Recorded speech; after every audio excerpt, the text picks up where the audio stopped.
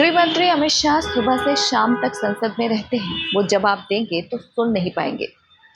किरण रिजिजू ने विपक्ष को दिया करारा जवाब। आपको बता दें कि गृह मंत्री अमित शाह के संसद में आने को लेकर विपक्ष की मांग के बीच केंद्रीय मंत्री किरण रिजिजू ने बड़ा जवाब दिया है।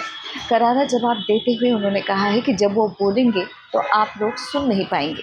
इससे पहले राज्यसभा में विपक्ष के नेता मल्लिकार्जुन खड़गे ने आपको बता दें कि एक बार फिर से मांग की कि गृह मंत्री अमित शाह 20 जुलाई को प्रदर्शनकारियों के खिलाफ पुलिस की कार्रवाई पर उन्होंने बयान उनको संसद में देना चाहिए। विपक्ष की मांग पर केंद्रीय संसदीय कार्य मंत्री किरण रिजिजू ने लोकसभा में कहा कि गृह मंत्री अमित शाह के नाम पर आतंकवादी उग्रवादी तक कांप उठते हैं और वह जब सदन में जवाब देंगे तो विपक्ष सुन नहीं पाएगा।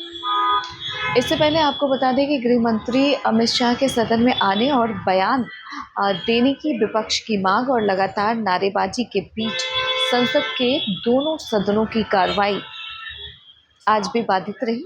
इस बीच मल्लिकार्जुन खड़गे ने यह दावा किया कि सभापति सीपी राधाकृष्णन ने गृह मंत्री अमित शाह को निर्देश दिया था।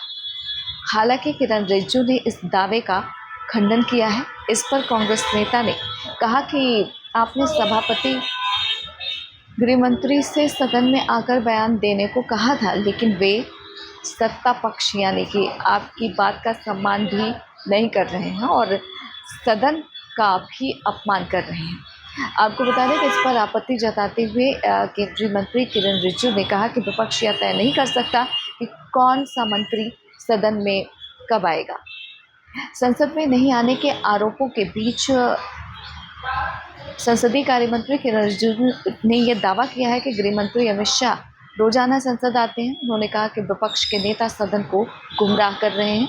सभापति की ओर से कोई ऐसा निर्देश नहीं दिया गया है। मैं यह बात रिकॉर्ड पर कह रहा हूँ। सुबह से संसद जब से शुरू होती है रात तक काम खत्म होने तक गृह मंत्री अमित शाह संसद में ही रहते हैं।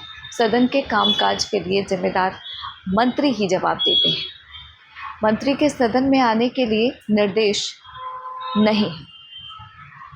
आपको बता दें कि इसी मुद्दे को लेकर के गृह मंत्री अमित शाह संसद में आए, वो सदन में जवाब दें। इसको लेकर लगातार विपक्ष जो है हंगामा कर रहा है और इसी हंगामे के चलते एक बार फिर से लोकसभा की कार्रवाई सोमवार तक के लिए स्थगित कर दी गई है।